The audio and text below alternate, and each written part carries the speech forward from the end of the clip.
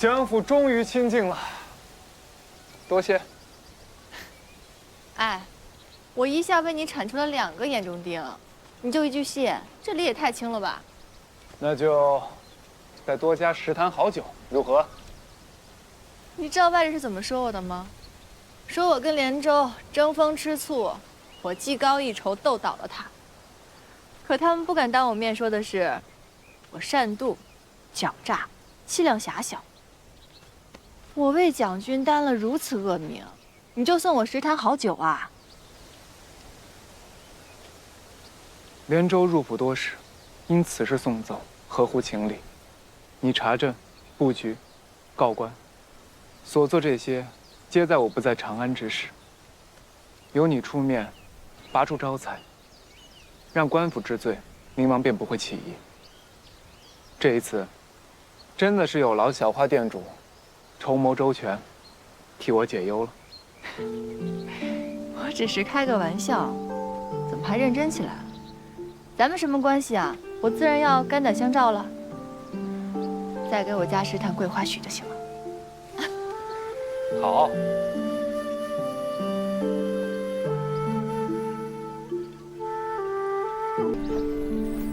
他平日里只办盛驾，负责宴享，怎么突然得了兴庆宫采买的匪差了？小夫人可知道河西节度使萧将军？我只知道萧将军跟宁王交往甚近，在众多节度使中颇有声望。萧家长女前几日来了长安，萧娘子极合长公主眼缘，长公主便许她在这别院小住。萧娘子同郎君一同长大，她说郎君最知道她的习惯好恶，长公主便把这差事交给了郎君。长公主喜欢萧娘子，不把她留在身边，却安排她在这个地方住。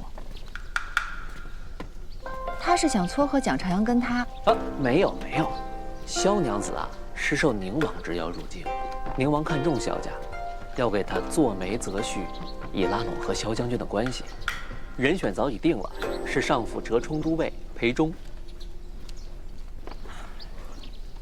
刚安排完自家女儿，又开始安排别人家的了。哼，勋贵人家婚嫁向来身不由己，哪像我们家郎君这么自由啊？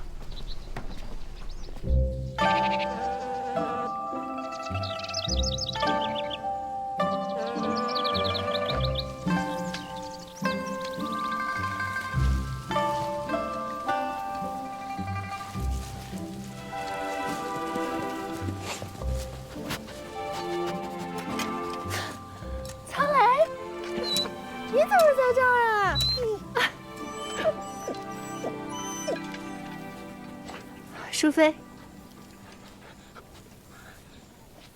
娘子，原来你就是牡丹，难道你是萧娘子？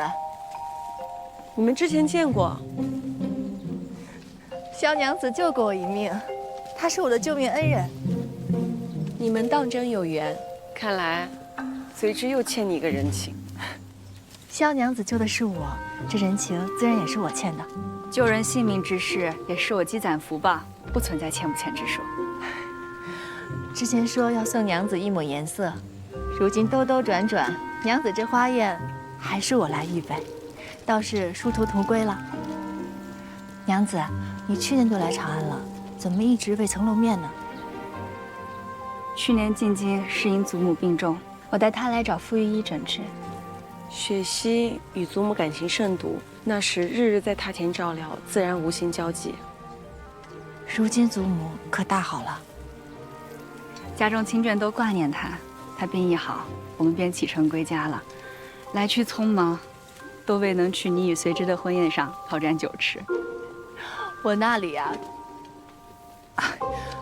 我那儿最不缺好酒了。娘子何时想吃想喝，随时来房园，我陪你一同赏花品酒。好呀，你既然是随之的人，自然与我不必见外。日后就叫我雪溪吧。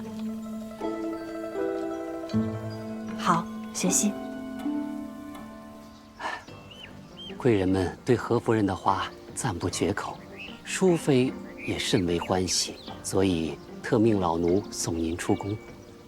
有劳了。请。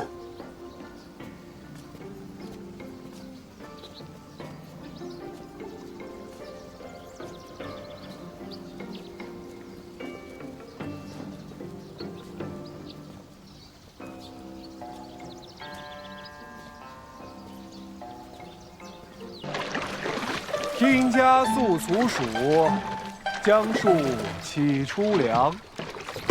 水宜通知事，周祀犯先皇。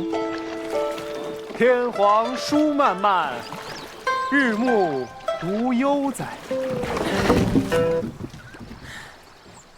你有这闲情雅致，你倒是自己来划呀。大福说你整日在殿中，不是算账就是种花，肩胛酸痛。我这是为你好。你到底为何带我来此处，还特意不让大福跟川渝跟着？我同你出游，需要理由吗？蒋长阳不需要，可是花鸟使向来都没有安什么好心。哎，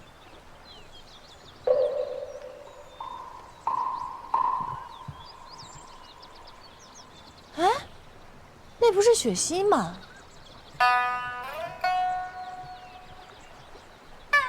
哦，我明白了，原来你今日前来是为了雪溪啊。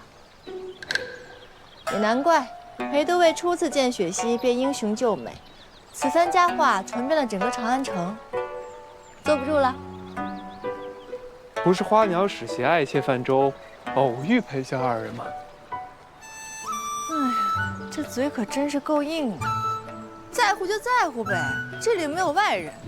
嗨，我们儿时啊，在江南做了几年的邻居。我母亲喜欢女儿，便将雪溪啊当女儿一样爱护。我呢，也只是视她为亲妹。啊，好好好，反正你们也是坦坦荡荡的兄妹之情，那更无碍了。我现在就送你去酒坊啊。裴忠是宁王选的人，我若主动前往打扰，旁人岂不误会我在驳宁王的面子？花鸟使被误会的地方还算少吗？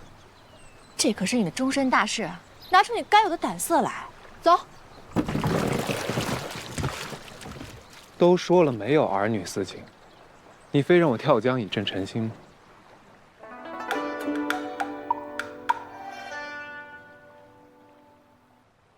倒也不必吧。你跟我正什么诚心啊？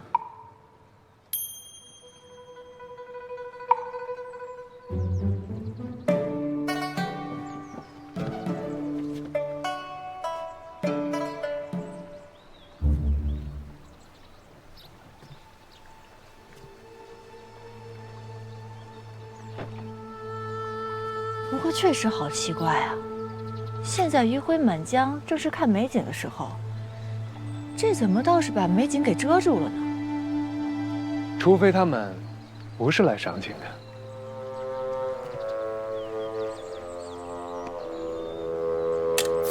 你干嘛？